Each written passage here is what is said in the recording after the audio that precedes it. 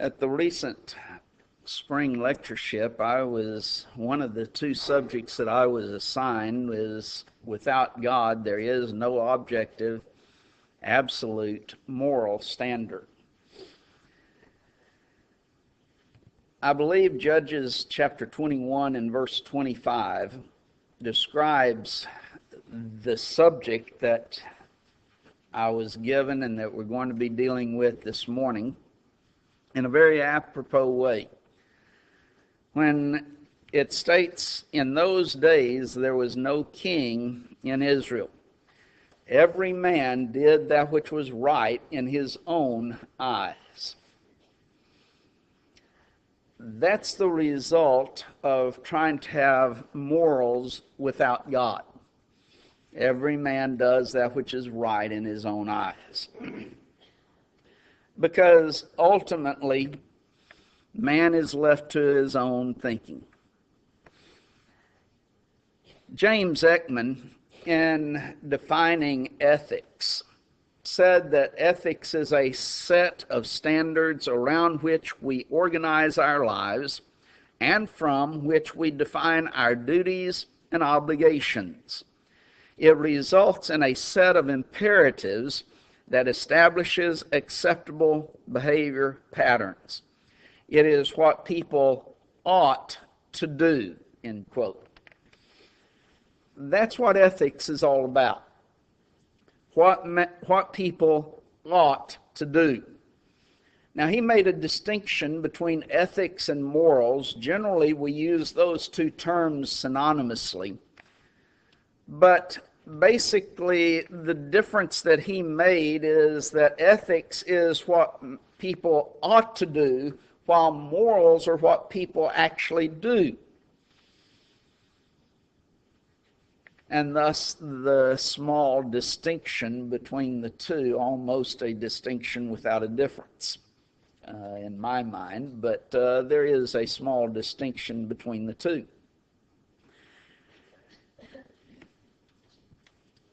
But the question really thus comes down to, can man, without God, discover or invent a system of ethics that is correct and binding on man today? When we come down to the subject of morality, morality is either theocentric or it is anthropocentric.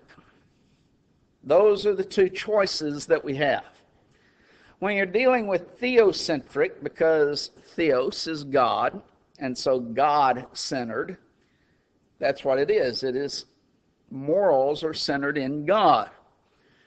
That God is that eternal source of goodness, and with that you have morals coming from that one who is the source of what is truly good.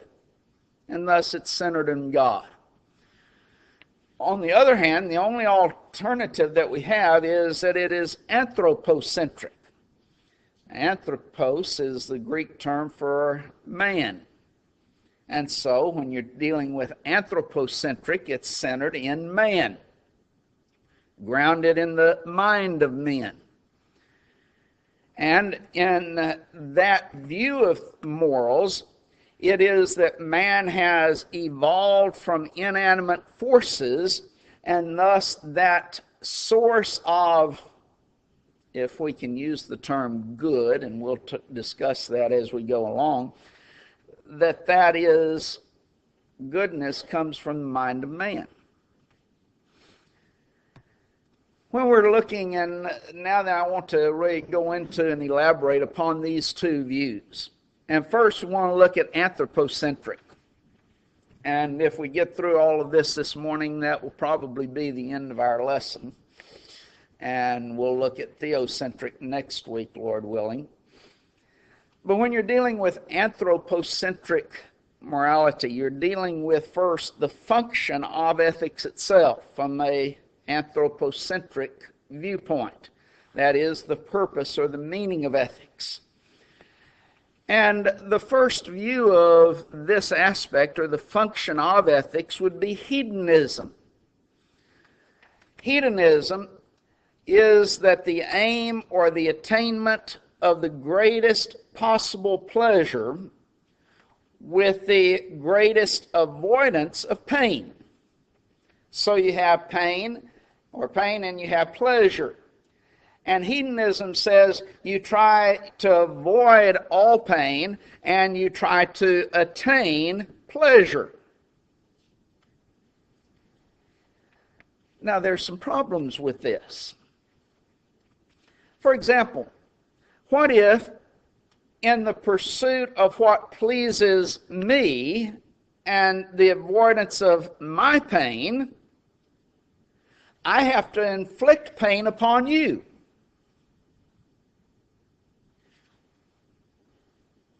Well, what would be the motivation for me to avoid the greatest pleasure then, so that I could avoid pain and coming to you? There's no motivation for me to look at you as worth anything. You're worthless to me. If it causes you pain, so what? That's your problem. Because I am about avoiding pain myself and attaining pleasure myself. And if what pleases me causes you a great deal of pain, so what? Doesn't matter, because you don't matter. The only thing that matters is self in reality. Yet that's the philosophy, really, that the majority of the world lives by today, in one way or another. But in that, when you start seeing that problem, if the pursuit of pleasure and the avoidance of pain on one part causes or inflicts pain upon someone else, then in reality, I must act immorally to practice my morality. Now then, that is self-contradictory. And in logic, they will tell you, and we all know, anything that contradicts itself is itself false.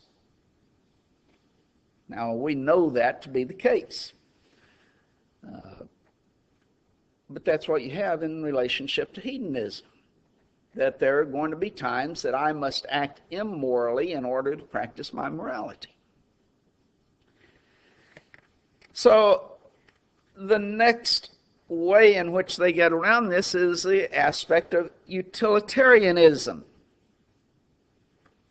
Now, utilitarianism is based upon the aspect of hedonism, or that's the foundation of utilitarianism. But now then, they describe good as that which gives the greatest pleasure to the greatest number of people. So now then, it's taken out of self and what pleases me to what pleases the greatest number of people. But again, there's a problem.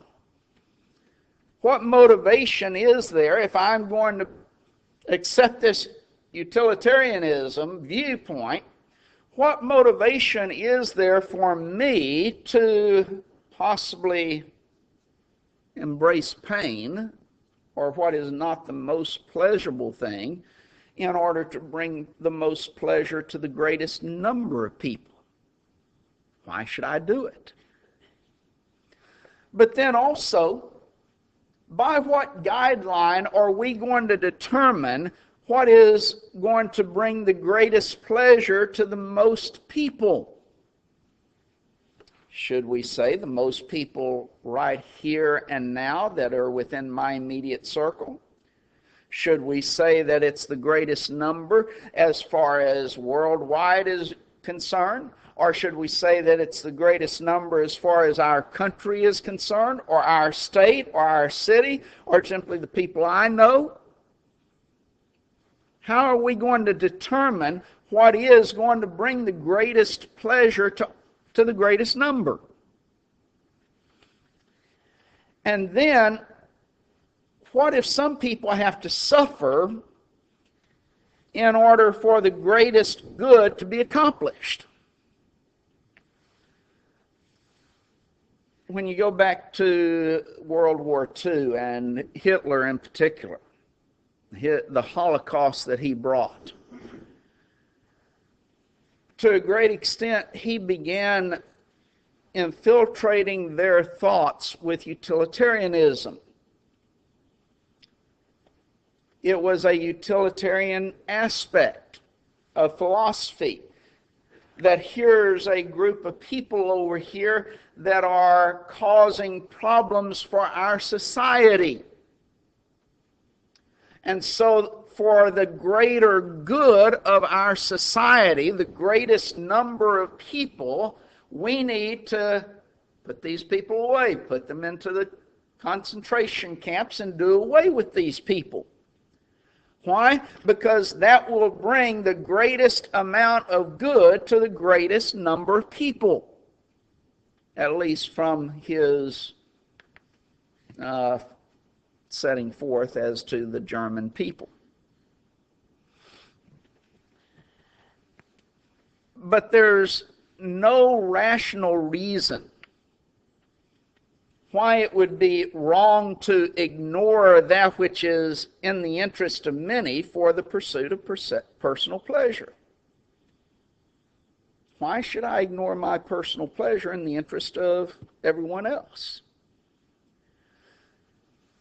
This aspect was vividly illustrated by Catherine Tate.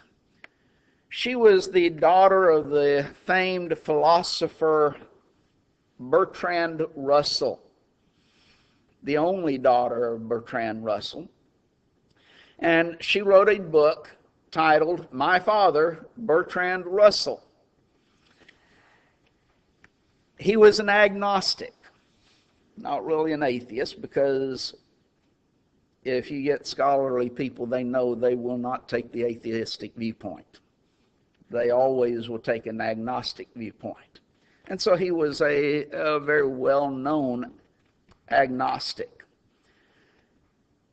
His daughter, Catherine Tate, was born in London in 1923, educated at her parents' school, and it was called an innovative school, Beacon Hill. It was an institution that was dedicated to the promotion of atheistic humanism. Now, that was the thrust of this school. Of course, it's her parents' school, and they are agnostics, so atheistic humanism was the thrust of the school.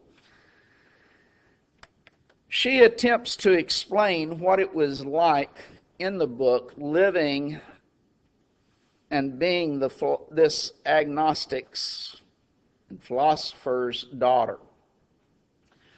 Because Bertrand Russell believed that a parent must teach his children, and quote, with its very first breath that it has entered into a moral world, end quote.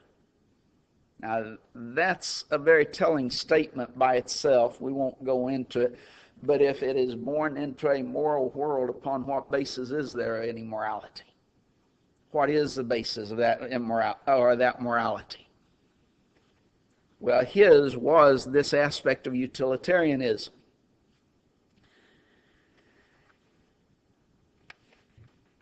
But they had, in fact, atheist or agnostic has a difficult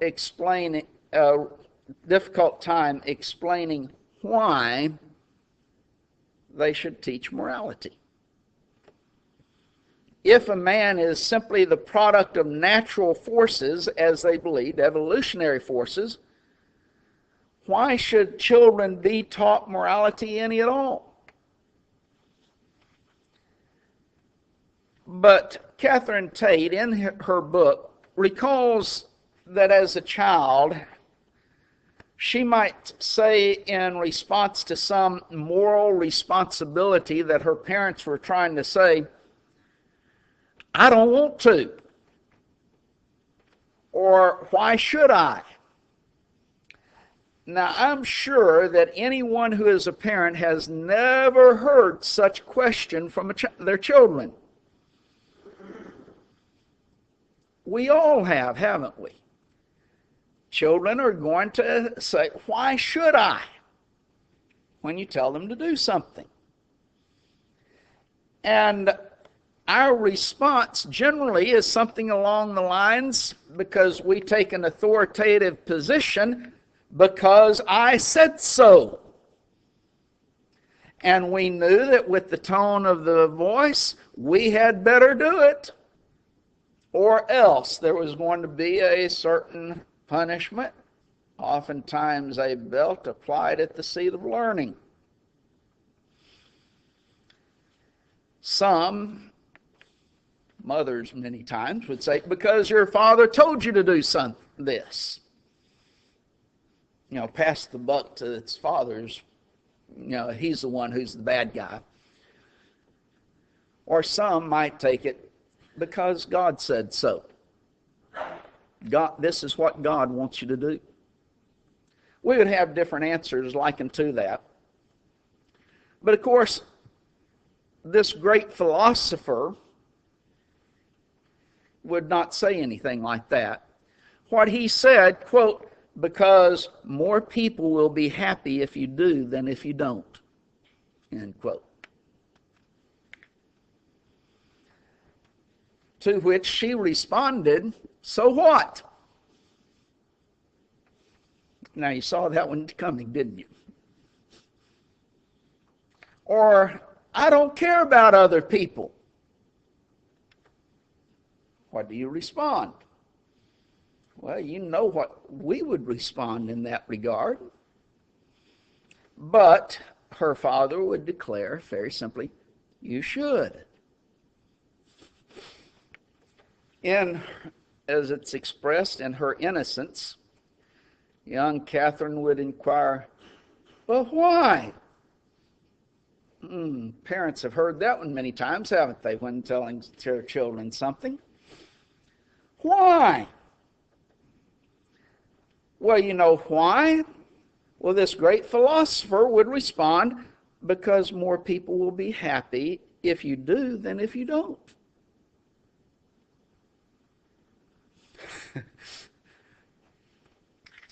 Well, Tate, in her book, says, "We felt the heavy pressure of his rectitude and obeyed, but the reason was not convincing, neither to us nor to him."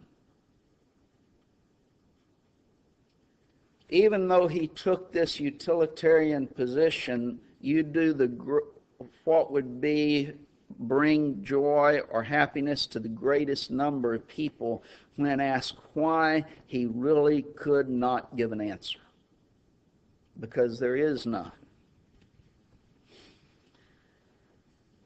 The other aspect is evolutionary survival. So you have hedonism, utilitarianism, and then evolutionary survival. That morality has been developed in the scheme of evolution as a means of survival. There's a few questions that we would have, though. How was this decision-making ability developed within man? When you look at animals out here, we talk about animals, they act like animals, don't they? And we know what that means. They don't have the ability or the capability to make decisions based upon moral principles. So the question comes, if man is evolving in this scheme, how was that decision-making ability developed? There is no answer to that from an evolutionary standpoint. That's why the moral argument is so powerful against these philosophers. But a second question is, who decides what will be the basis of survival in a competitive society? We live in a competitive survival or society. Who is the one who's going to decide what's the basis of survival? Well, many, in fact, classical Darwinism holds the survival of the fittest then comes along. By the way, survival of the fittest does not answer the question of the arrival of the fittest. How did they arrive? That's the question that Darwinianism does not answer. He talks about their survival, but not their arrival. But that's another lesson. Survival of the fittest is what Darwinism held. Thus, in a survival of the fittest, the moral thing to do is for the fittest to exterminate the weakest. If you have a weak person over here, that weak person, it is the moral thing to exterminate that weak person.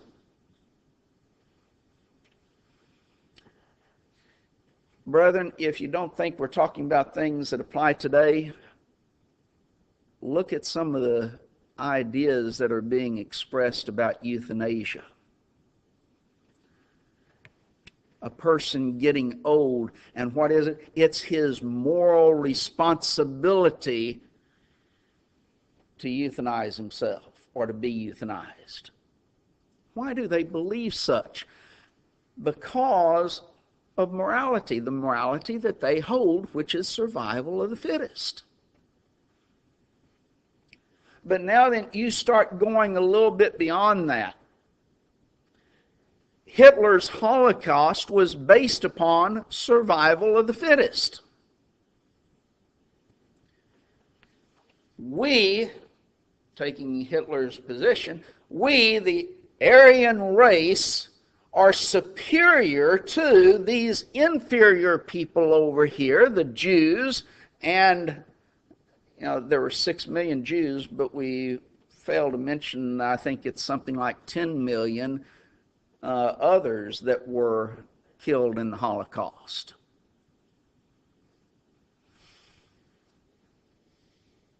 Why? Why do away with all of these people? Because we are a superior race, and it's the responsibility of the superior people to do away with the inferior, the weaker. And so they are holding society back. And we need to exterminate them so we can continue to advance.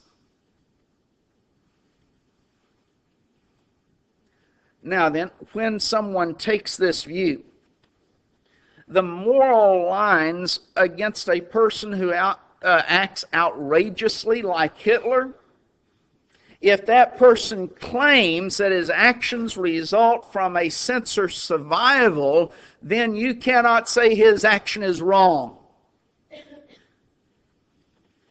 Now, that's why in Thomas Warren's debate with first A.G. and Anthony Fleet, and then later with Mattson, he went to the moral argument, and he asked them the question, did that which Hitler did, his Holocaust in murdering these millions of people, was it wrong?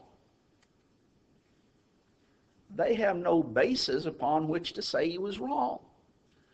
And in fact, if evolutionary survival, that philosophy is correct, then it was his obligation to do what he did.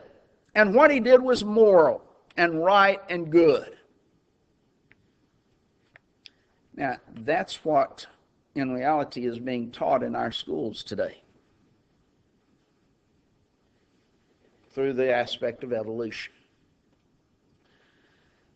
Now then, the criteria for this anthropocentric viewpoint of morality, or the principle or standard by which is to be judged for ethics, There's first nihilism.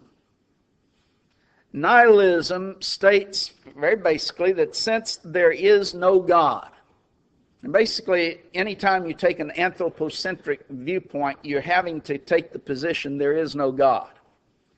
But since there is no God, there can be no rational justification for ethical norms. Since there is no ethical justification, guess what? Everything's permitted. The French philosopher Jean-Paul Sartre, and I probably mispronounced his name, wrote, quote, "Everything is indeed permitted if God does not exist." And then he states, if God does not exist, are we provided with any values or commands that would legitimize our behavior? And the answer is no, it's not. There are none. Everything is permitted if God does not exist. And so whatever one chooses to be right is right. And if I choose something that would be right for me, and Brother Brantley over here chooses something that would be right for him, and it's contradictory to what I think would be right for me, then Brantley over here and I, even though we have contradictory systems, both of them are right.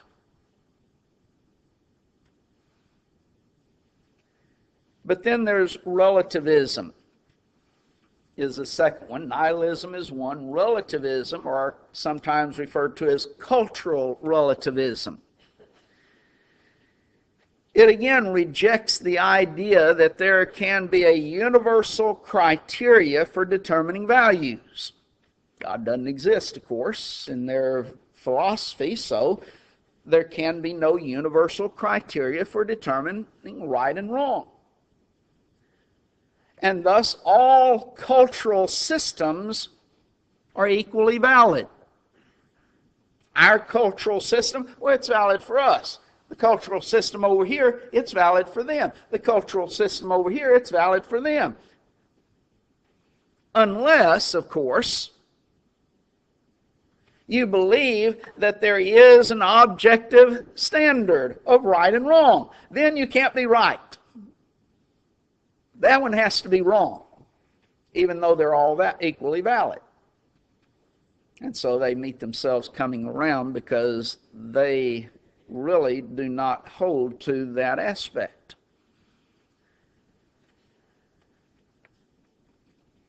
But then also, again, go back to that Second World War and Hitler and the actions that he took.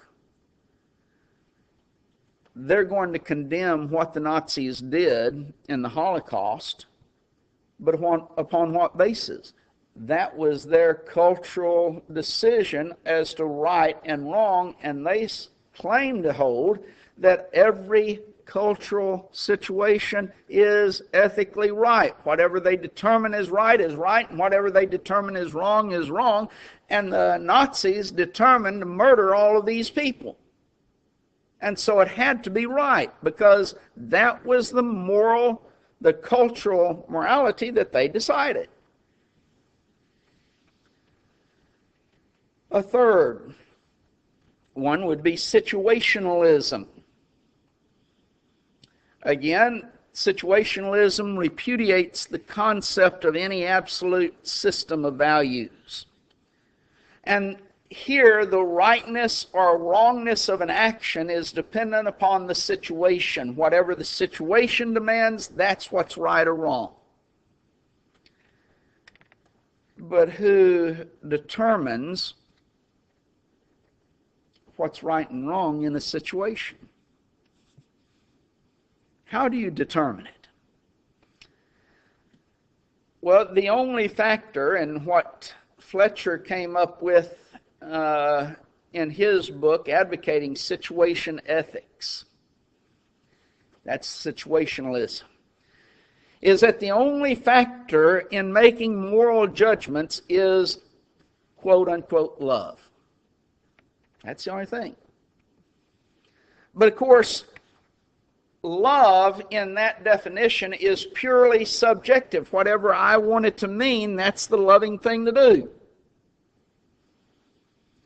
Now, to Hitler, the loving thing to do was to murder all of these people over here. Why? So that his race, supposedly this Aryan race, can continue, and all of these things, and all of the problems of society which are caused by these other individuals, that can be eliminated by murdering them. And so the loving thing to do is to murder them. But in reality, it becomes subjective, so that the loving thing to do, as far as the individual, I must decide what is the loving thing for me to do, and you must decide what the loving thing for you to do is. And what I decide the loving thing to do might be in a certain situation, might be the totally opposite thing as to what you decide is the loving thing to do. So what did Fletcher decide? Or Joseph Fletcher comes along and says, well, the loving thing to do is what would bring the greatest pleasure to the greatest number. Hear that before? And you get back into the same problems. One last one, and that's determinism. Determinism absolves man of any personal responsibility. And we've heard a lot of determinism in our society today. Because in determinism, man's conduct is the product of forces beyond our control. You know,